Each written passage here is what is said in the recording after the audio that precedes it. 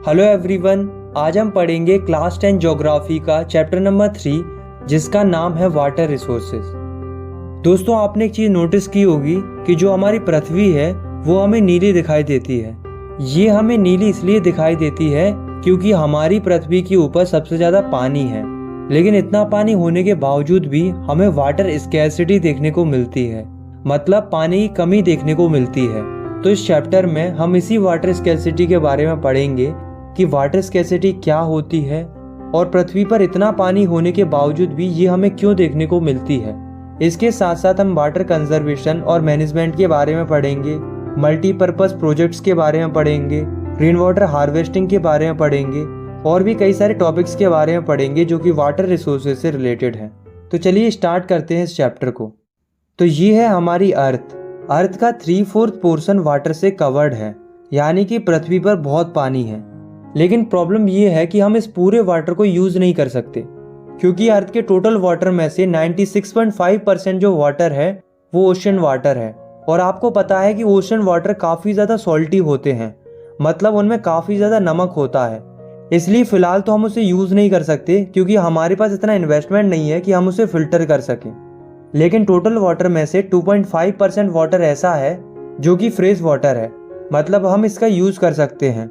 लेकिन यहाँ पर भी प्रॉब्लम है कि हमारे पास जितना भी फ्रेश वाटर है उसका 70% फ्रेश वाटर आइस शीट्स और ग्लेशियर की फॉर्म में है, और बचा मात्र 30% फ्रेश वाटर ही ऐसा है जो कि सरफेस रन ऑफ और ग्राउंड वाटर की फॉर्म में है, और केवल इसी वाटर को हम यूज़ कर सकते हैं। तो देखा आपने कि हमारे पास पानी तो बहुत है लेकिन यूजेबल वाटर बहुत कम है।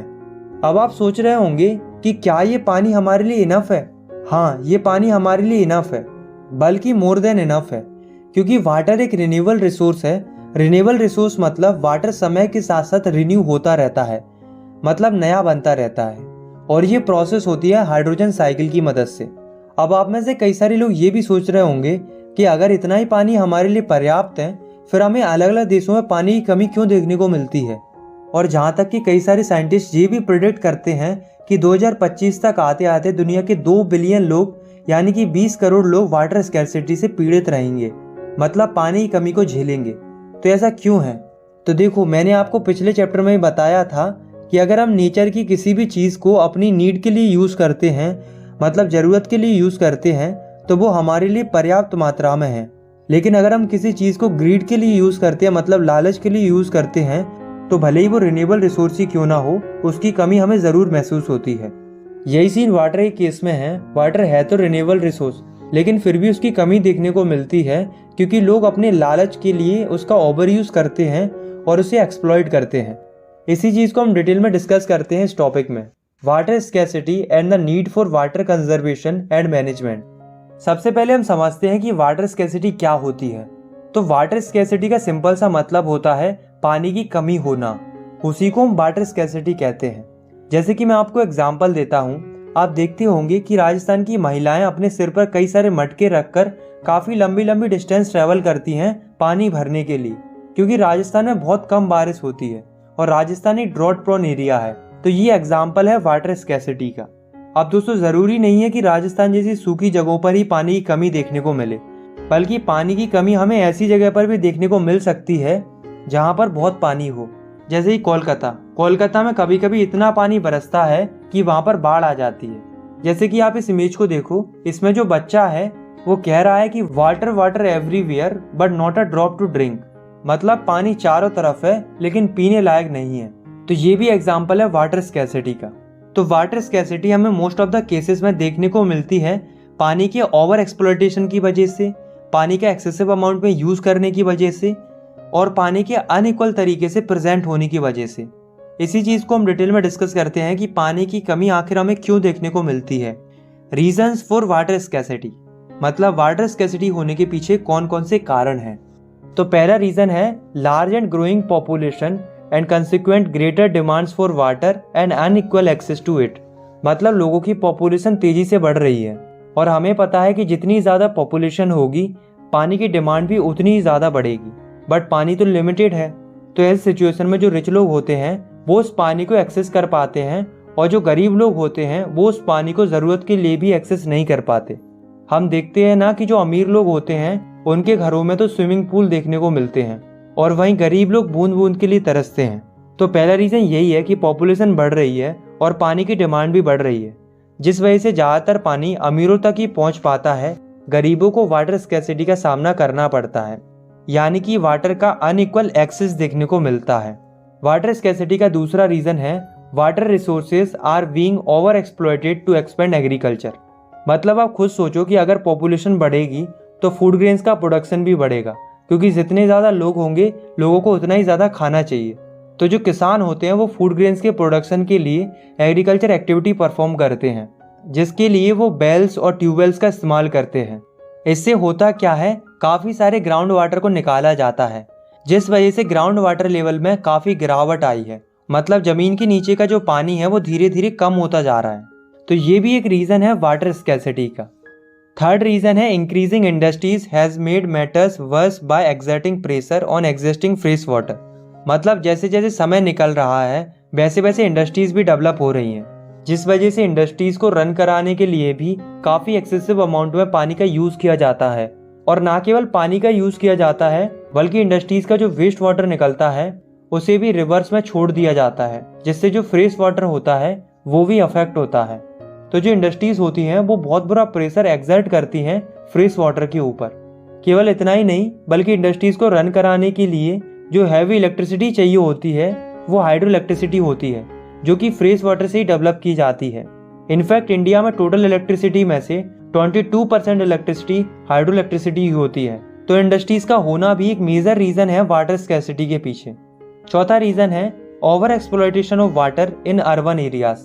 मतलब अर्बन एरियाज में यानी कि शहरी इलाकों में पानी का ओवर एक्सप्लॉइटेशन होता है, जिसकी वजह से शहरों में भी वाटर स्कैर्सिटी देखने को मिलती है। अब शहरों में वाटर स्कैर्सिटी क्यों देखने को मिलती है, इसे हम थोड़ा डिटेल में पढ़ते हैं। देखो, ये समस्या हमें इसलिए देखने को मिलती है क्योंकि अर्बनाइजेशन हो रहा है। अर्बनाइजेशन मतलब जो गाँव के लोग हैं वो धीरे धीरे शहरों की तरफ बढ़ने लगे हैं, जिससे शहरों की पॉपुलेशन बढ़ रही है। और ऑब्वियस ही बात है कि जब शहरों की पॉपुलेशन बढ़ेगी तो पानी की डिमांड भी बढ़ेगी। तो पानी की ज़रूरत को पूरा करने के लिए लोगों ने क्या किया कि खुद के ग्राउंड वाटर पंपिंग डिवाइसेस लगाना शुरू कर दिया, मतलब बोरवेल वगैरह करवाना शुरू कर दिया। अब इससे हुआ क्या कि लोगों की कुछ हद तक पानी की ज़रूरत तो पूरी हो गई, लेकिन जैसे ही लोगों ने एक्सेसिव अमाउंट में ग्राउंड वाटर निकालना शुरू किया तो जो ग्राउंड वाटर लेवल था वो डिक्रीज हो गया, जिससे हमें शहरों में भी वाटर स्कैर्सिटी देखने को मिली। हम देखते हैं ना कि कई सारे घरों में जो पानी की मोटर होती है वो बहुत जल्दी पानी छोड़ जाती है, तो ये ग्राउंड वाटर लेवल के डिक्रीज होने की वजह से ही होता है। तो अर्बनाइजेशन भी एक मेजर रीज़न है वाटर स्कैर्सिटी का। तो अभी तक हमने वाटर स्कैर्सिटी के जितने भी रीज़न डिस्कस किए वो क्वांटिटेटिव रीज़न थे, मतलब पानी की अवेलेबिलिटी ही नहीं थी। लेकिन अब हम जो रीज़न डिस्कस करेंगे वो क्वालिटेटिव रीज़न होंगे, मतलब पानी अवेलेबल तो होगा बट वो पीने लायक नहीं होगा। तो वाटर स्कैर्सिटी का पांचवा रीज़न है area where water is sufficiently available to meet the needs of the people but the area still suffer from water scarcity due to the bad quality of water. मतलब लोगों की ज़रूरत के लिए पानी कई जगहों पर सफिशिएंटली अवेलेबल होता है लेकिन फिर भी वाटर स्कैर्सिटी देखने को मिलती है। तो ऐसा इसलिए होता है क्योंकि पानी अवेलेबल तो है बट वो पानी बैड क्वालिटी ऑफ वाटर है, मतलब वो पानी पीने लायक नहीं है। अब वो पानी पीने लायक क्यों नहीं है, तो ऐसा इसलिए है क्योंकि घरों से और इंडस्ट्री से जो वेस्टेज निकलता है उसे सीधा पानी में छोड़ दिया जाता है, जिससे वो पॉल्यूट हो जाता है। दूसरा, हम एग्रीकल्चर के लिए कई सारे केमिकल्स, पेस्टिसाइड्स और फर्टिलाइजर्स का यूज़ करते हैं। तो ये सारी चीज़ें जब लैंड से वाटर तक पहुँचती हैं तो जो वाटर होता है वो काफ़ी नुकसानदायक हो जाता है लोगों के यूज़ के लिए। तो यहाँ तक हमने कई सारे रीजंस डिस्कस किए जो कि रिस्पॉन्सिबल है वाटर स्कैर्सिटी के पीछे। चलो सारे रीजंस को एक बार समराइज करते हैं। तो पहला रीज़न है ग्रोइंग पॉपुलेशन, दूसरा है इंटेंस एग्रीकल्चर, तीसरा है इंडस्ट्रियलाइजेशन, चौथा है अर्बनाइजेशन और पांचवा है water pollution. So I hope आप लोग समझ गए होंगे कि वाटर स्कैर्सिटी के पीछे कौन कौन से रीज़न होते हैं। तो इस पानी की कमी को देखकर गवर्नमेंट ऑफ इंडिया ने एक कदम उठाया, मतलब एक मिशन लॉन्च किया जिसको बोला गया जल जीवन मिशन JJM। इसे शुरू किया गया था to improve the quality of life and enhance ease of living of people specially those in rural areas. मतलब रूरल एरियाज में जो लोग रहते हैं उनकी लाइफ को बेहतर बनाने के लिए इस मिशन को लॉन्च किया गया था। इस मिशन का जो ऑब्जेक्टिव था यानी कि गोल था वो ये सुनिश्चित करना था कि हर एक ग्रामीण परिवार को पोर्टेबल पाइप वाटर सप्लाई मिल रही है या नहीं। इस मिशन के मुताबिक हर एक व्यक्ति को प्रतिदिन 55 लीटर पानी रेगुलर बेसिस पर मिलना चाहिए। ये इस मिशन का ऑब्जेक्टिव था। अब एक सवाल आता है, why do we need for conservation and management, मतलब पानी को कंजर्व और मैनेज करने की क्या ज़रूरत है। तो ऐसा इसलिए है क्योंकि अगर हम पानी को बचाएंगे नहीं और मैनेज नहीं करेंगे तो हमें कई सारी प्रॉब्लम्स देखने को मिल सकती हैं, जैसे कि हेल्थ हजार्ड्स देखने को मिल सकती है, यानी कि बीमारियां देखने को मिल सकती हैं। दूसरा, फूड सिक्योरिटी देखने को मिल सकती है, यानी कि खाने की कमी देखने को मिल सकती है, क्योंकि अगर हम पानी को मैनेज नहीं करेंगे तो क्रॉप्स भी नहीं उग पाएंगी, जिसके चलते फूड सिक्योरिटी देखने को मिलेगी। तीसरा, अगर हमने पानी को कंजर्व और मैनेज नहीं किया तो जो पूरा नेचुरल इकोसिस्टम है वो डिग्रेड कर जाएगा, यानी कि बर्बाद हो जाएगा। इतना ही नहीं, अगर इसी तरीके से पानी का ओवर एक्सप्लॉयटेशन और मिसमैनेजमेंट होता रहा तो हमें इकोलॉजिकल क्राइसिस भी देखने को मिल सकते हैं। तो इतनी सारी प्रॉब्लम्स हमें फेस करनी पड़ सकती हैं अगर हमने पानी को कंजर्व और मैनेज नहीं किया। इसलिए अच्छा है कि हम पानी को कंजर्व करें और मैनेज करें ताकि हम इन समस्याओं से बच पाएं। नेक्स्ट टॉपिक है हमारा multipurpose river projects and integrated water resources management. तो जैसा कि मैंने आपको बताया कि हमें पानी का कंजर्वेशन और मैनेजमेंट करना चाहिए, लेकिन अब सवाल ये आता है कि हम पानी को कंजर्व और मैनेज करें कैसे। How do we conserve and manage water. तो पानी को कंजर्व और मैनेज करने का एक बहुत अच्छा तरीका है जो कि है हाइड्रोलिक स्ट्रक्चर बनाना। हाइड्रोलिक स्ट्रक्चर मतलब पानी के ऊपर या पानी के अंदर ऐसे स्ट्रक्चर बनाना जिनकी मदद से हम पानी को स्टोर कर पाएं और उसके फ्लो को मैनेज कर पाएं, जैसे कि डैम बनाना, रिजर्वियर्स बनाना, कैनल्स बनाना, आर्टिफिशियल लेक बनाना। ये सभी हाइड्रोलिक स्ट्रक्चर्स होते हैं। अब दोस्तों, ऐसा नहीं है कि हम केवल अभी से ही हाइड्रोलिक स्ट्रक्चर बनाना सीखे हैं, बल्कि इंडिया में कई साल पहले से ही हाइड्रोलिक स्ट्रक्चर बनना शुरू हो गए थे पानी को कंजर्व और मैनेज करने के लिए। तो चलिए देखते हैं कि इंडिया में पुराने समय में यानी कि एंशिएंट टाइम में कौन कौन से हाइड्रोलिक स्ट्रक्चर बनाए गए थे। Hydraulic structure in ancient India. तो शुरुआत में यानी कि 1st सेंचुरी BC में इंडिया में श्रृंगवीरपुर नाम की जगह पर, जो कि इलाहाबाद के पास स्थित है, वहाँ पर गंगा नदी के बाढ़ के पानी को चैनलाइज करने के लिए एक सोफिस्टिकेटेड वाटर हार्वेस्टिंग सिस्टम बनाया गया था, ताकि गंगा नदी के बाढ़ के पानी को चैनलाइज करके उसे इरिगेशन के लिए यूज किया जा सके। जैसा कि आप इस इमेज को देख सकते हो, ये इंडिया का सबसे ओल्डेस्ट हाइड्रोलिक स्ट्रक्चर था। इसी तरीके से चंद्रगुप्त मौर्य के टाइम पर काफी बड़ी स्केल में डैम्स, लेक्स और इरिगेशन सिस्टम बनाए गए थे। इसके अलावा हमें आज के समय पर कलिंगा, नागार्जुन कोंडा, बेमूर, कोल्हापुर जैसी जगहों पर भी कई सारे एविडेंस देखने को मिलते हैं जो कि ये दर्शाते हैं कि पहले भी सोफिस्टिकेटेड इरिगेशन वर्क होता था। सिमिलरली 11th सेंचुरी में भोपाल लेक का निर्माण कराया गया था, जो कि अपने समय की लार्जेस्ट आर्टिफिशियल लेक्स में से एक थी। इसके बाद 14th सेंचुरी में हौज खास दिल्ली के अंदर एक टैंक का निर्माण कराया गया था इल्तुतमिश के द्वारा, ताकि श्री फोर्ट एरिया में पानी की सप्लाई होती रहे। तो देखा आपने कि पुराने समय पर भी कई सारे हाइड्रोलिक स्ट्रक्चर बनाए जाते थे पानी को कंजर्व और मैनेज करने के लिए। इसी तरीके से आज के समय पर भी कई सारे हाइड्रोलिक स्ट्रक्चर बनाए जाते हैं, लेकिन हमें इस चैप्टर में एक ही तरीके के हाइड्रोलिक स्ट्रक्चर के बारे में पढ़ना है, जो कि है डैम्स। कि डैम्स क्या होते हैं और ये हमारी कैसे मदद करते हैं पानी को कंजर्व और मैनेज करने में। तो सबसे पहले हम पढ़ते हैं व्हाट इज डैम, कि डैम क्या होता है। तो dam is a barrier across flowing water that obstructs, directs और retards the flow, often creating a reservoir, lake और इम्पाउंडमेंट। मतलब डैम एक बैरियर होता है जो कि फ्लोइंग वाटर को रोकता है। इसकी मदद से हम पानी के फ्लो को दिशा दे सकते हैं और पानी के फ्लो की स्पीड को धीमा कर सकते हैं। सिंपली हम डैम की मदद से पानी के फ्लो को कंट्रोल या मैनेज कर सकते हैं, जैसा कि आप इस इमेज में देख सकते हो। अब डैम से कुछ भी बन सकता है, रिजर्वियर भी बन सकता है, लेक भी बन सकता है, इम्पाउंडमेंट यानी कि छोटा लेक भी बन सकता है। डिपेंड करता है डैम के साइज के ऊपर। तो आया समझ में कि डैम क्या होता है। अब हम देखते हैं क्लासिफिकेशन ऑफ डैम्स, मतलब डैम को किस तरीके से क्लासिफाई किया गया है। तो डैम को दो तरीकों से क्लासिफाई किया गया है। पहला है on the basis of material और दूसरा है on the basis of height. तो on the basis of material मतलब किस मटेरियल से डैम बने हैं। तो मटेरियल के बेसिस पर डैम मेनली 3 प्रकार के होते हैं। पहले टिम्बर डैम्स, जो कि केवल लकड़ियों से बने होते हैं। दूसरे होते मिशनरीज डैम्स, मतलब ऐसे डैम्स जो कि पत्थर, ईंट या कंक्रीट से बने होते हैं। और तीसरे होते हैं एम्बांकमेंट डैम्स, जो कि एडवांस तरीके के डैम होते हैं। इसमें soil, rock, wood, metal, plastic, mould हर तरीके की चीज़ों का यूज़ होता है। सिमिलरली डैम्स को हाइट के बेसिस पर भी 3 टाइप में बांटा गया है। पहले है हाई हाइटेड डैम्स, जो कि बड़े डैम होते हैं, और दूसरे होते हैं मीडियम हाइटेड डैम, जो कि मीडियम साइज़ के होते हैं, और तीसरे होते हैं लो हाइटेड डैम, जो कि छोटे डैम होते हैं। अब हम पढ़ते हैं यूजेस ऑफ डैम, मतलब डैम के क्या क्या यूजेस होते हैं। तो ट्रेडिशनली अगर हम देखें तो पुराने समय में डैम का इतना ज़्यादा यूज़ नहीं होता था। पहले के टाइम पर डैम्स केवल इसलिए बनाए जाते थे ताकि नदियों के पानी को और बरसात के पानी को इकट्ठा किया जा सके और आगे उस पानी को इरिगेशन के लिए यूज़ किया जा सके। लेकिन आज के समय में हम डैम को कई सारे पर्पजेस के लिए यूज़ करते हैं। हम उसे इरिगेशन के लिए यूज़ तो करते ही करते हैं, साथ में हम इलेक्ट्रिसिटी जनरेशन के लिए, डोमेस्टिक एंड इंडस्ट्रियल यूजेस के लिए, जहाँ तक कि डैम का यूज़ फ्लड कंट्रोल करने के लिए भी किया जाता है। और तो और डैम का यूज़ रिक्रिएशन, इनलैंड नेविगेशन और फिश ब्रीडिंग के लिए भी किया जाता है।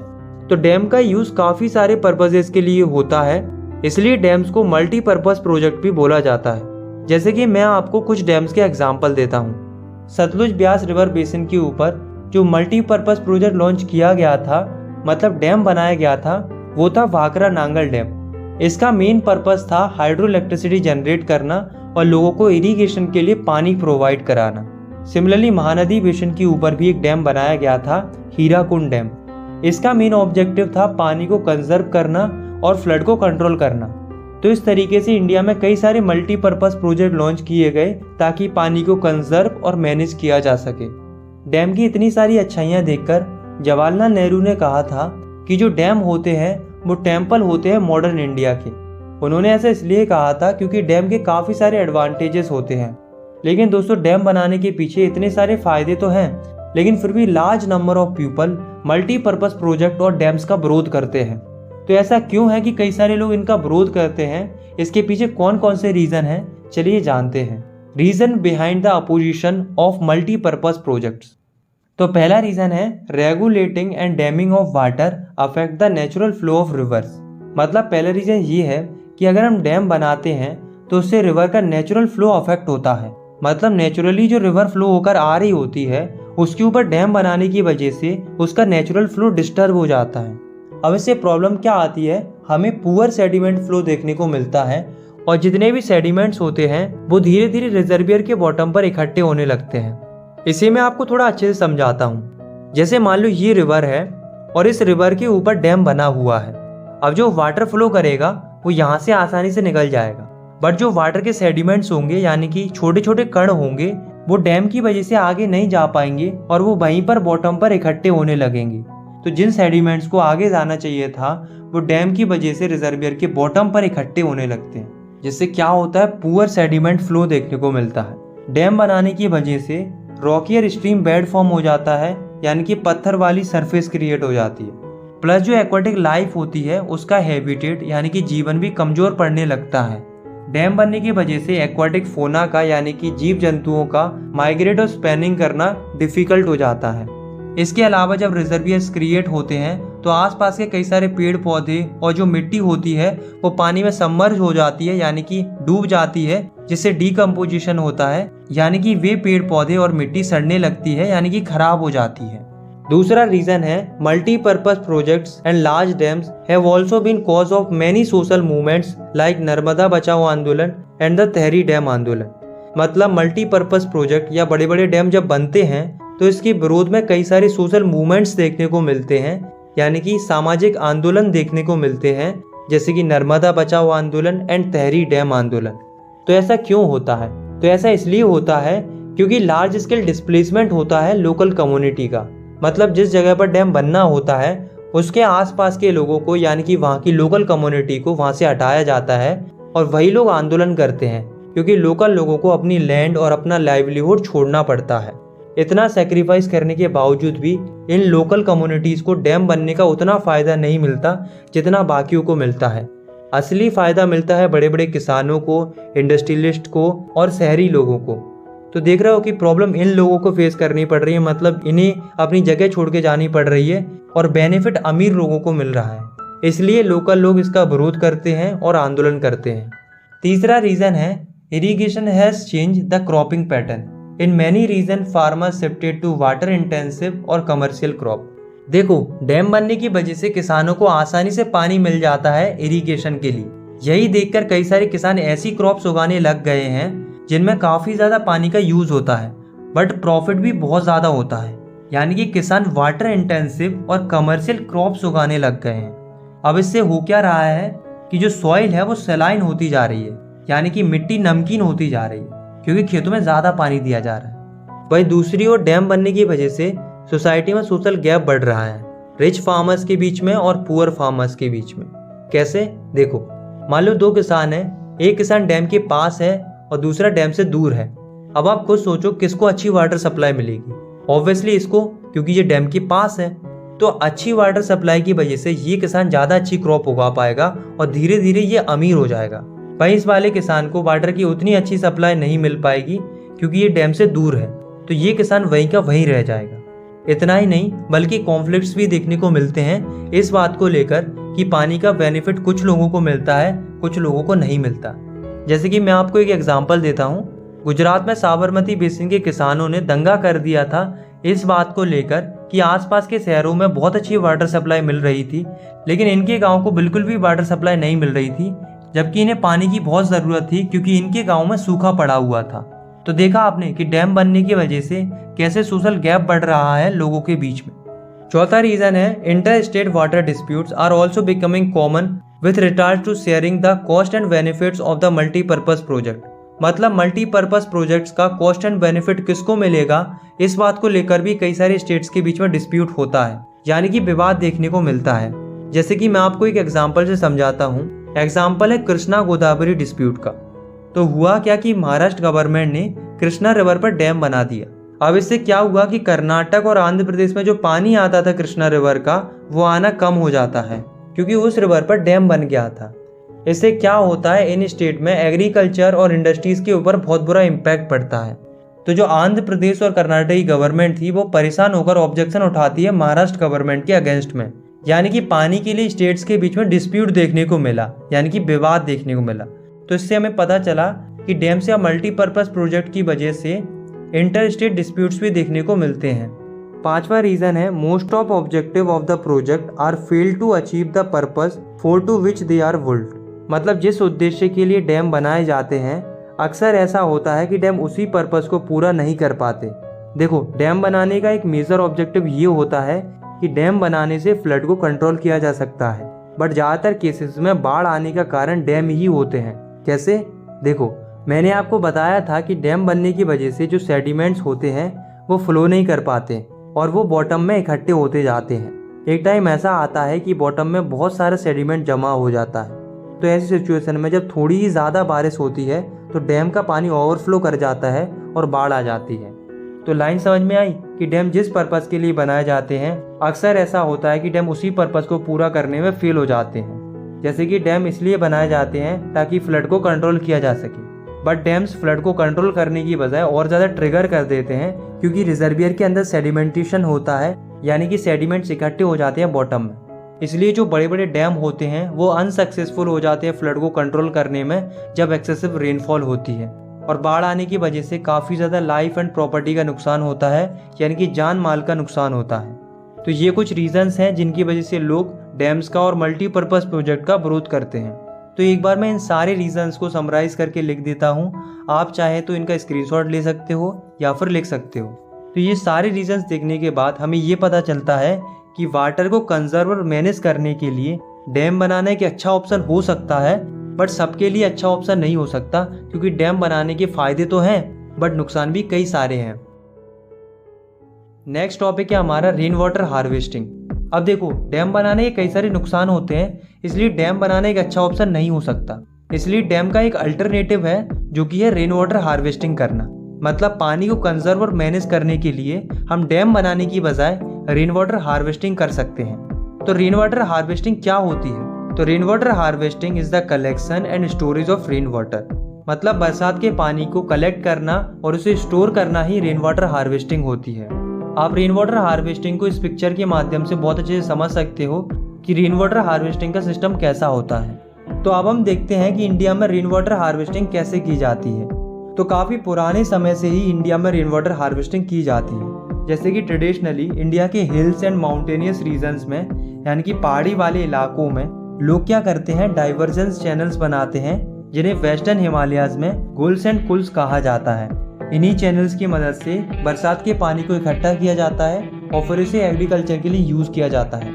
सिंपली क्या होता है, पहाड़ों वाले रीजन में पानी को इकट्ठा करने के लिए नीचे एक गड्ढा खोद दिया जाता है, जिसमें जब बारिश होती है तो डाइवर्जन चैनल्स की मदद से पानी बहकर उस गड्ढे में भर जाता है और फिर उस गड्ढे के पानी को बाद में ज़रूरत पड़ने पर एग्रीकल्चर के लिए यूज़ कर लिया जाता है। इसी तरीके से राजस्थान वाले रीजन में रूफटॉप रेन वाटर हार्वेस्टिंग देखने को मिलती है, जिसे कॉमनली यूज़ किया जाता है ड्रिंकिंग वाटर को स्टोर करने के लिए। इसमें क्या होता है, जब बारिश होती है तो जो छत पर पानी आता है उसे पाइप के थ्रू स्टोर कर लिया जाता है और फिर उस पानी को ज़रूरत पड़ने पर बाद में यूज़ कर लिया जाता है।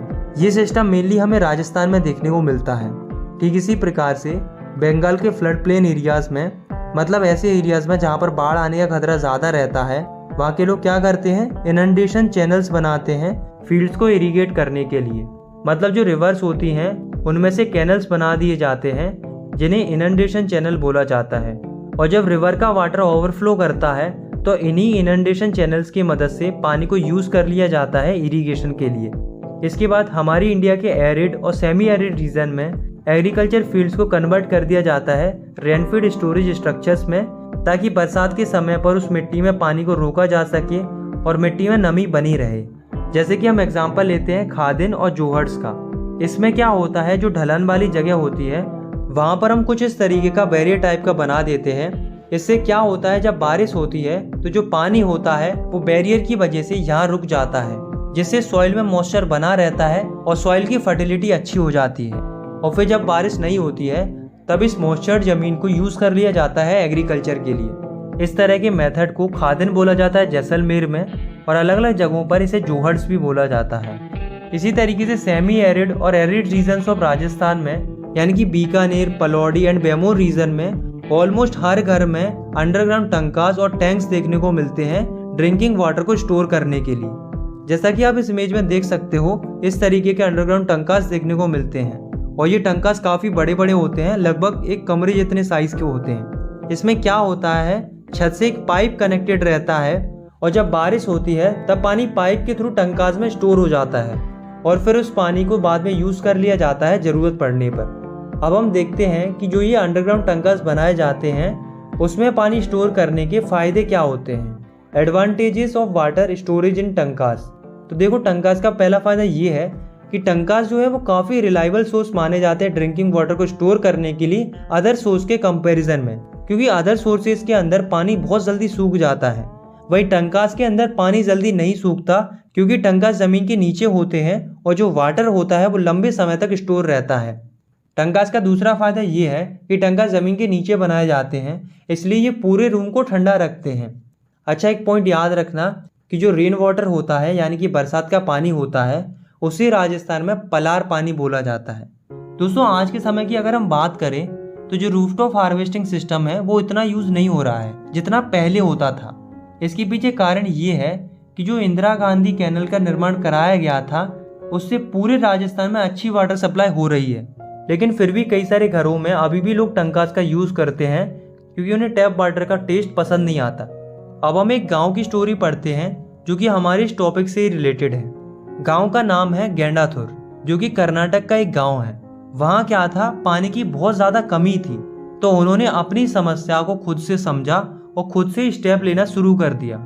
उन्होंने क्या किया, अपने पूरे गांव में यानी कि लगभग 200 घरों में रेन वाटर हार्वेस्टिंग सिस्टम खुद से इंस्टॉल कर दिया, यानी कि टंकास वगैरह बना दिए। आज के समय में इस गांव के 200 घर साल भर में 1 lakh litre rain water harvest करते हैं, यानी कि स्टोर करते हैं और यूज करते हैं। इसी टॉपिक से रिलेटेड एक फैक्ट है कि जो तमिलनाडु की गवर्नमेंट है उसने rooftop rain water harvesting structure बनाना कंपलसरी कर दिया है, और जो भी इसका उल्लंघन करेगा उसको पनिश करने के लिए गवर्नमेंट के द्वारा कई सारे लीगल प्रोविजंस भी बनाए गए हैं। ऐसा करने वाला तमिलनाडु एक पहला स्टेट है। लास्ट टॉपिक है हमारा बैम्बू ड्रिप इरिगेशन सिस्टम। तो ये जो सिस्टम है वो 200 साल पुराना सिस्टम है, जो कि मेघालय में सबसे ज़्यादा प्रचलित है। इसमें क्या होता है, स्ट्रीम और झरने के पानी को बम्बू यानी कि बांस से बने हुए पाइप की मदद से घरों तक और खेतों तक पहुंचाया जाता है। जैसे कि आप इन पिक्चर्स में देख सकते हो और आप अच्छे से समझ सकते हो कि बैम्बू ड्रिप इरिगेशन सिस्टम कैसा होता है। इस सिस्टम की मदद से एक बार में लगभग 18 से 20 लीटर पानी हंड्रेड्स ऑफ मीटर्स तक ले जाया जाता है। ये पूरा सिस्टम बांस से बना हुआ होता है, इसलिए इसमें 20 से 80 पानी की बूंदें कम हो जाती हैं।